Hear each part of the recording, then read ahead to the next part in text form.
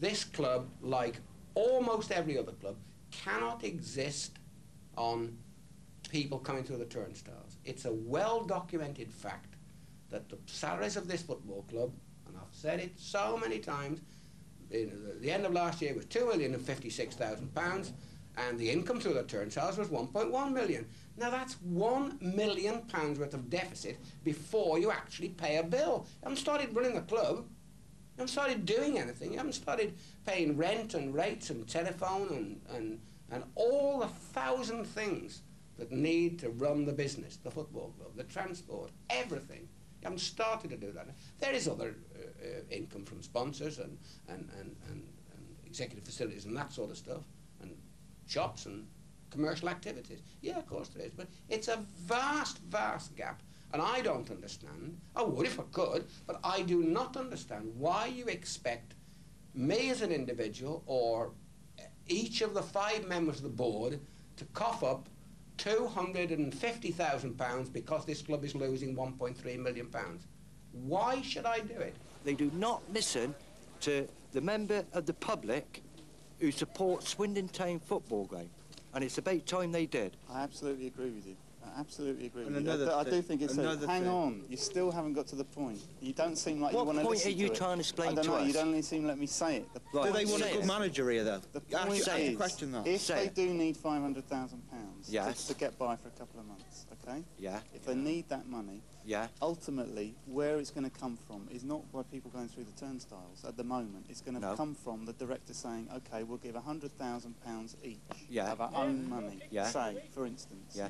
But can Would you do that right now? Would you do that right now? If I was a director on that board, all right, and I had plenty of money, and I was a millionaire and I had money, all right, I would certainly say yes.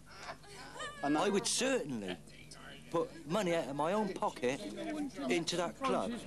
If anything happens to this club, that I lose every single penny that I have, every penny that I've got invested in this football club, which is a considerable amount, and the whole of my house, my property, everything goes.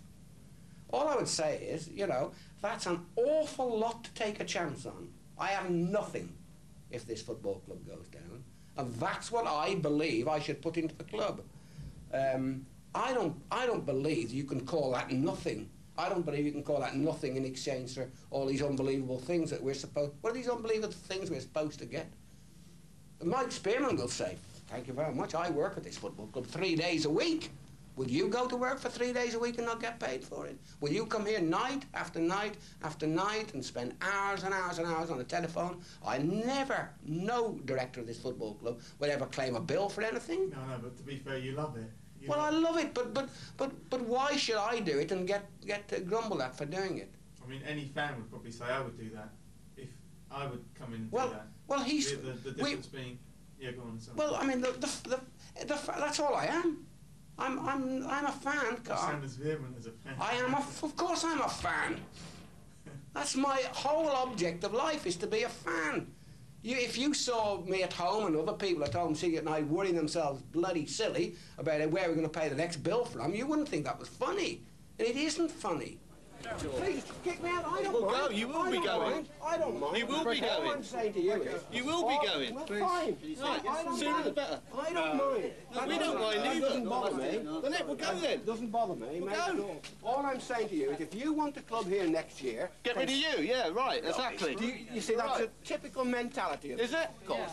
Go on, go on. You ain't had no argument, have you?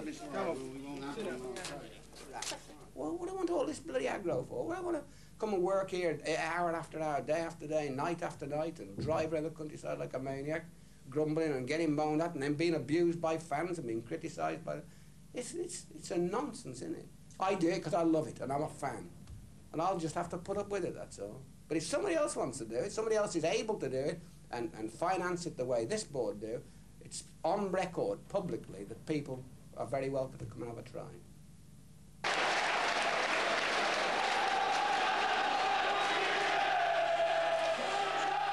The match with Newcastle was the biggest of the regular season. Kevin Keegan's side were flying high at the top of the league, and a win here would relieve the pressure on Ray and convince everyone that Swindon could achieve promotion.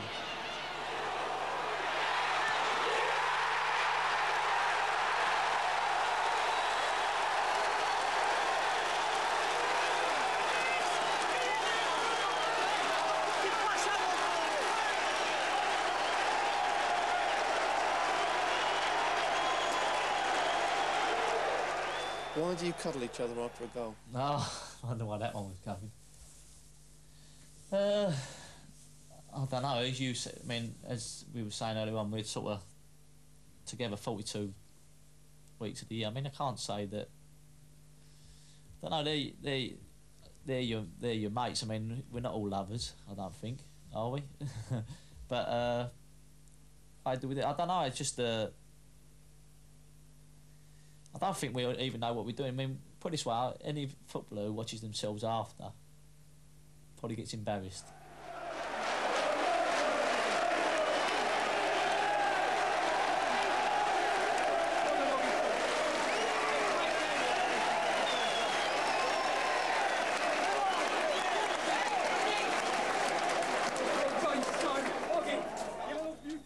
You build up for, like, say, a week nearly, innit? Most times you build up from week to week for that one game, and if you win that game, it makes your week the following week so much easier. There's no doubt about it. If you win a game on a Saturday, your training's a lot happier. Your faults aren't going to be picked out so much because you know you've won the game and all the faults are right. I mean, you can have a stinker and win the game, and all the faults are ironed over because you've won the game. And I think that's probably your answer to why you cuddle, because you think, oh, that's it, I've got away with it. You know, I've not done so bad. Even though I've had a stinker, like all the cracks will be coming up. Well done, the chaps. It's fully deserved as well. Fully deserved. Good work, lads. Fraser, brilliant. Well done. Enjoyed that, didn't you? Buzz. Well done, son. Fucking result. Even Nixon. Round your eye up. Brilliant.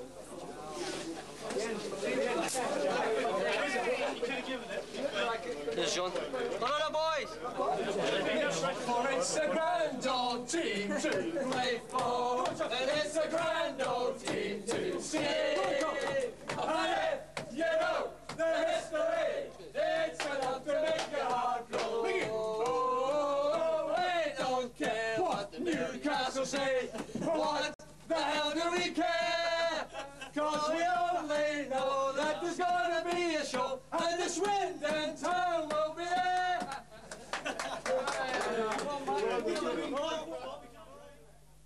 Hello, Arthur. How are you, Arthur? It's John Gorman, Arthur. Thanks for letting me call you back. Arthur, it's a bit of a cheek and a bit of... One of football's annual rituals is transfer deadline day, the last Thursday in March. After this day at 5 p.m, no more players can be transferred from club to club until the end of the season. Does the deadline apply to loans as well as transfers? Yeah, 5 o'clock Thursday. So if we get to about 4:30, we'll probably just take you, Carl. You couldn't get that desperate. Well, you didn't do bad in Holland, to be honest.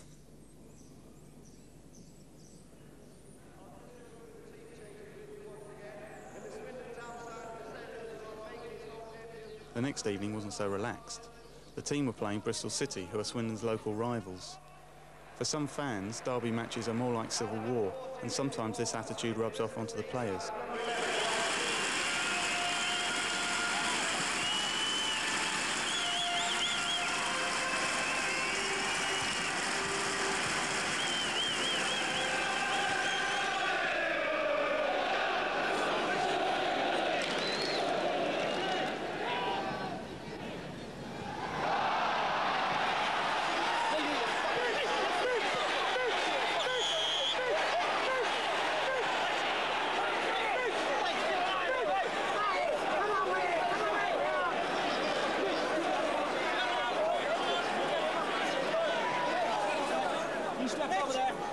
You stand there.